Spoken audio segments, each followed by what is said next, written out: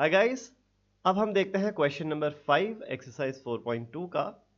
यहां पर आपके पास है the altitude of a right triangle is 7 centimetre less then it's base if the hypotenuse is 13 centimetre, find the other two sides. तो हमें यहां पर दिया हुआ है एक राइट ट्राइंगल, तो ये हो जाता है हमारा राइट ट्राइंगल। यहां पर राइट एंगल है, ये जो साइड है इसको हम बोलते हैं एल्टीट्यूड, ये हो जाएगा बेस और ये हमारा हो जाएगा हाइपोटेन्यूज। ठीक है, तो आपको ये दिया हुआ है एल्टीट्यूड जो है ना वो 7 सेंटीमीटर कम है बेस से। तो हम एक काम करते हैं, बेस को मान लेते हैं x।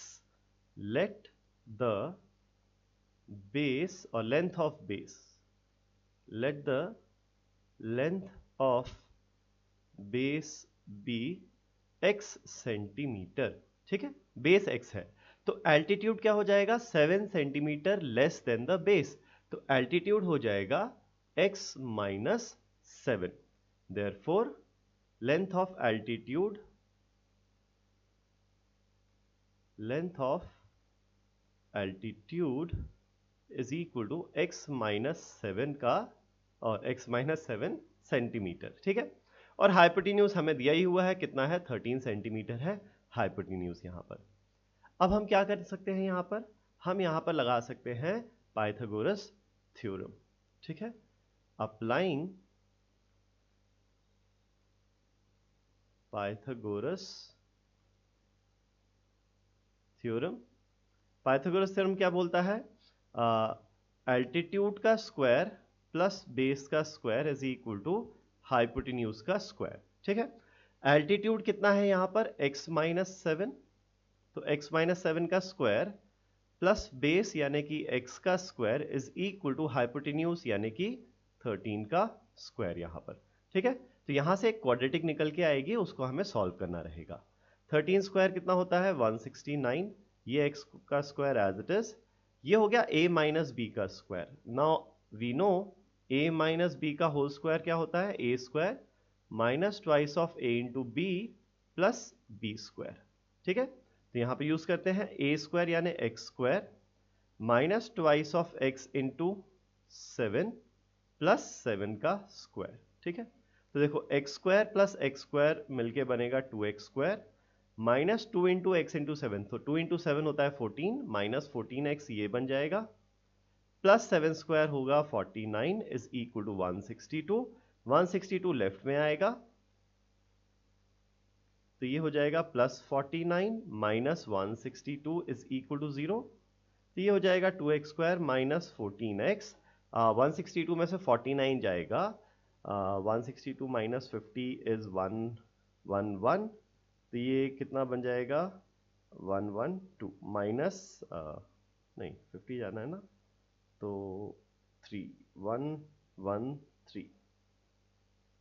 113 इज इक्वल टू 0 हो जाएगा। सही क्या है, मैंने 113 इसमें से 50 माइनस करेंगे तो 112 एंड 113 हो जाएगा। ओके, मैंने एक गलती यहां कर दी है, 13 स्क्वायर तो होता है 169 है ना, ये मैंने गलती कर दी है यहां पर, इसीलिए वो कैलकुलेशन बैठ नहीं रही है। तो 169 में से 49 जाएगा माइनस 120 बचेगा। ठीक है, तो ये हो गया। अब अगर आप देखोगे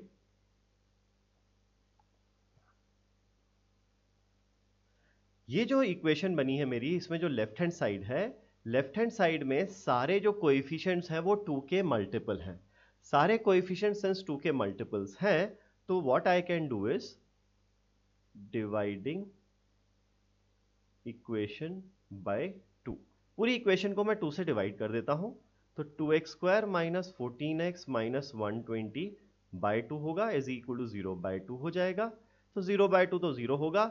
अब ये 3 टर्म्स हैं, बाय 2 है तो हर टर्म डिवाइड बाय 2 हो जाएगा, 2x स्क्वायर बाय 2 होगा x square, minus 14x bye 2 होगा तो माइनस 7x, और माइनस 120 बाय 2 होगा माइनस 60। ठीक है, ये हो जाएगा।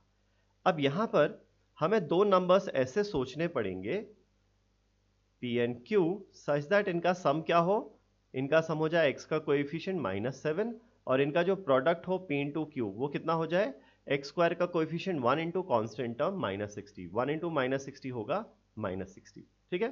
तो इसके लिए हम क्या करेंगे, 60 को हम लिखेंगे as a product of two numbers. तो या तो वो 1 इंटू 60 हो सकता है, या 2 इंटू 30 हो सकता है, या 3 इंटू 10 हो सकता है, ठीक है, या फिर ये 5 इंटू 12 हो सकता है, या 6 इंटू 10 हो सकता है, ठीक है। 6 इंटू 10 के बाद फिर 7, 8, 9, फिर 10 इंटू 6, वही सब आ जाएगा। तो ये 5 तरीके हैं। अब इन 5 तरीकों में से वो तरीका देखना है सच दैट प्रोडक्ट -60 हो जाए और सम -7 हो जाए, ठीक है। तो 1 और 60 में आप कोई भी नंबर को पॉजिटिव नेगेटिव लोगे 1 या 60 में से, तो इनका सम या डिफरेंस -7 तो नहीं आने वाला। यहां पर भी नहीं आएगा, यहां पर भी नहीं आएगा, यहां पर भी नहीं आएगा। कहां आएगा, यहां आएगा। कैसे आएगा, +5 लो और -12 ले लो, ठीक है। तो +5 इंटू -12 प्रोडक्ट -60 देगा, +5 और -12 का सम -7 देगा होगा। तो ये जो मिडिल टर्म है ना -7x, इसको हम ब्रेक करेंगे, स्प्लिट करेंगे as +5x and -12x -60 is equal to 0, ठीक है ना। तो अब यहां पर और यहां पर, तो इन दोनों में से कॉमन आएगा x का फैक्टर, तो बचेगा x +5। यहां पर भी हमें x +5 जनरेट करना है, तो क्या कॉमन लेना चाहिए, -12x में से सिर्फ x बचना चाहिए, तो कॉमन क्या आ जाएगा, -12 का फैक्टर। तो -12 इंटू 5 -60 होता है, बिल्कुल परफेक्टली फिट बैठ रहा है, इज इक्वल टू 0। अब आप देखो, एक ये दो टर्म्स जो है उसमें x +5 का फैक्टर सेम है, तो x +5 का फैक्टर मैं कॉमन लेता हूं, अंदर बचेगा मेरे पास x -12 इज इक्वल टू 0।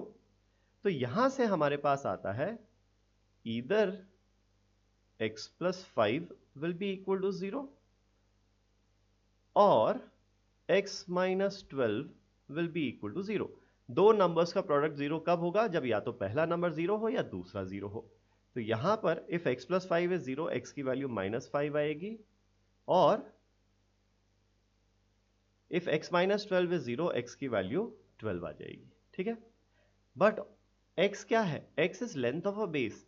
किसी भी फिगर की जो लेंथ होती है वो कभी नेगेटिव नहीं हो सकती है। यहां पर भी एक ट्राइंगल है ना, ट्राइंगल की लेंथ तो पॉजिटिव ही होगी, तो x should be a positive number. Since x should be a positive number, negative value of x is rejected.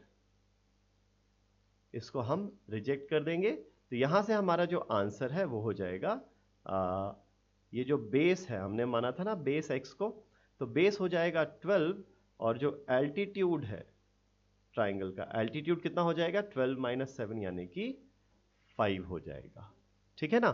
तो यहां से हमें निकालने क्या थे, find the other two sides, so the other two sides are 12 and 5, ठीक है।